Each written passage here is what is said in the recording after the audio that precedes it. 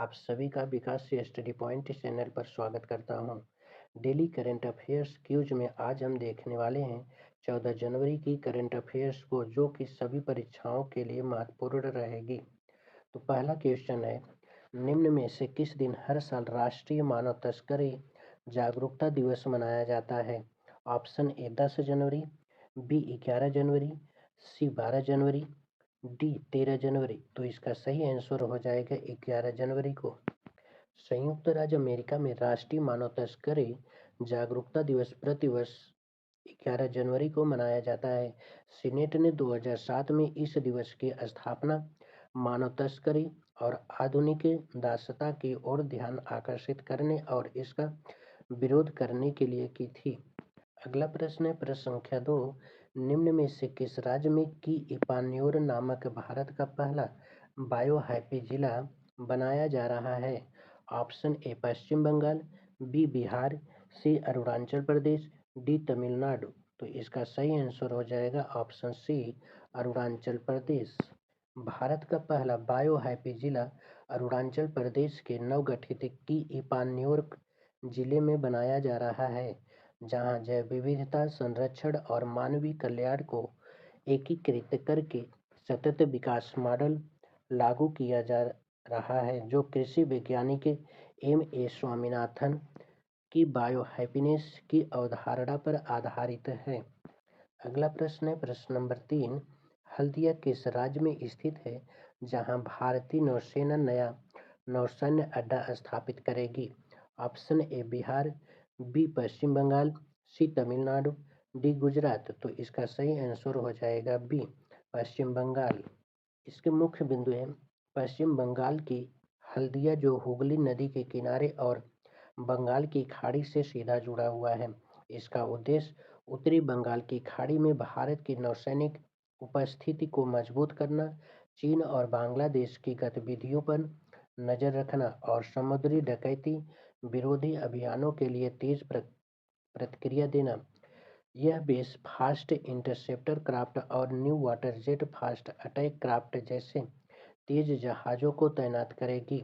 हल्दिया की सामरिक स्थिति मलक्का जल डमरू मध्य के करीब है और यह पूर्वी नौसेना कमान के आधुनिकीकरण का हिस्सा है।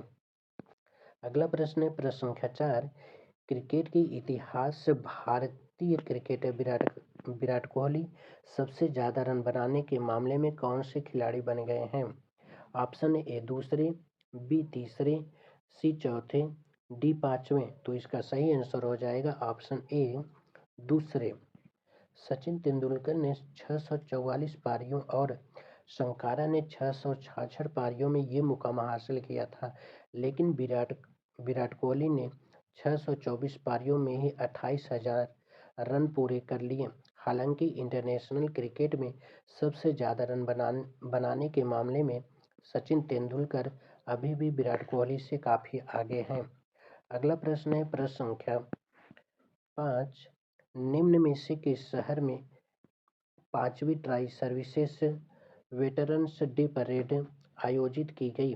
Option A Hyderabad, B Bhopal, C Patna, D Mumbai. तो इसका सही आंसर हो जाएगा ऑप्शन डी मुंबई। इसके मुख्य बिंदु हैं, मुंबई ने 5वीं त्रिसेवा वेटरन्स डे परेड की मेजबानी मरीन ड्राइव पर की।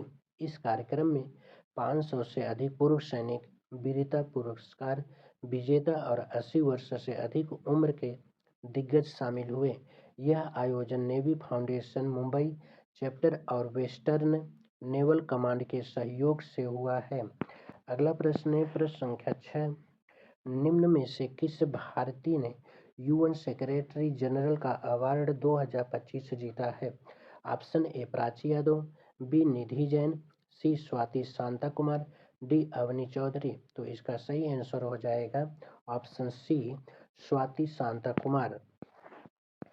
2025 के संयुक्त राष्ट्र महासचिव पुरस्कार UN सेक्रेटरी जनरल से अवार्ड 2025 से भारतीय सेना के मेजर स्वाति शांता कुमार को सम्मानित किया गया, जो दक्षिण सूडान में शांति स्थापना में लैंगिक समानता और महिलाओं के सशक्तिकरण के लिए उनके समान भागीदार अस्थायी शांति नामक प्रोजेक्ट के लिए दिया गया। अगला प्रश्न है प्रश्न संख्या 7, निम्न में से किस राज्य ने अरालम को आधिकारिक तौर पर अपना पहला तितली अभयारण्य घोषित किया? तो option A Bihar, B Kerala, C Madhya Pradesh, D Tamil Nadu. इसका सही आंसर हो जाएगा केरल। इसके मुख्य बिंदु हैं, केरल राज्य ने अरालम वन्यजीव अभयारण्य को आधिकारिक तौर पर अपना पहला तितली अभयारण्य घोषित किया, जिसका नाम अब अरालम तितली अभयारण्य कर दिया गया है, जो राज्य का पहला और भारत का पहला समर्पित तितली संरक्षित क्षेत्र है। अगला प्रश्न है प्रश्न संख्या 8, निम्न में से किस राज्य में भारतीय सेना ने साझा शक्ति अभ्यास आयोजित किया? Option A Maharashtra, B Tamil Nadu, C Madhya Pradesh, D Bihar. तो इसका सही आंसर हो जाएगा ऑप्शन ए महाराष्ट्र। इसके मुख्य बिंदु हैं, भारतीय सेना ने संझा शक्ति नामक एक सैन्य नागरिक समन्वय अभ्यास का आयोजन महाराष्ट्र के दिघी हिल्स रेंज में किया। यह अभ्यास दक्षिणी कमान के अंतर्गत महाराष्ट्र, गुजरात और गोवा क्षेत्र की देखरेख में आयोजित हुआ है।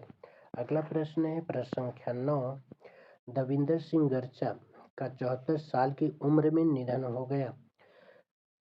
वे किस खेल से संबंधित हैं? ऑप्शन ए बैडमिंटन, बी तैराकी, सी टेबल टेनिस, डी हॉकी। तो इसका सही आंसर हो जाएगा हॉकी।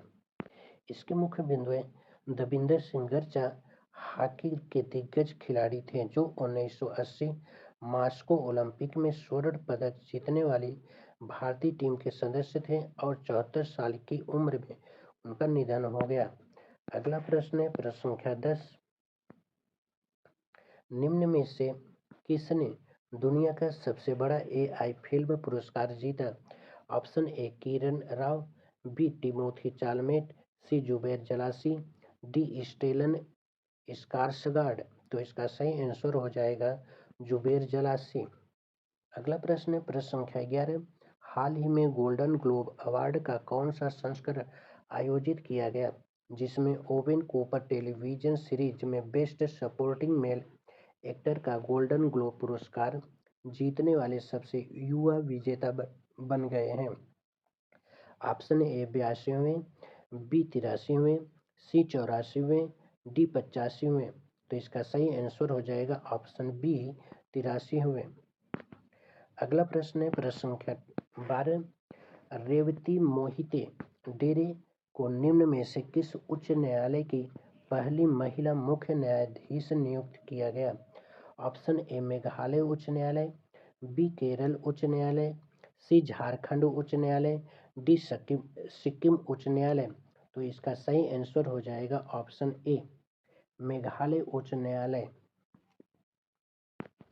अगला प्रश्न है प्रश्न संख्या 13, स्कार्प नामक भारत का पहला पैरों वाले मोबाइल से मैनिपुलेटर कहाँ लॉन्च किया गया? Option A IIT Kharagpur, B IIT Bombay, C IIT Delhi, D IIT Kanpur. तो इसका सही आंसर हो जाएगा ऑप्शन डी आईआईटी कानपुर। तो दोस्तों, डेली करंट अफेयर क्यूज में हम डेली कवर करते हैं 13 क्वेश्चन आंसर, जो पूरे दिन की करंट अफेयर्स होती है।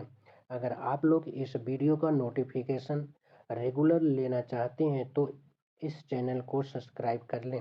यदि आप लोगों को यह वीडियो अच्छी लगी हो तो इसे लाइक, कमेंट और सब्सक्राइब कर लीजिए। धन्यवाद।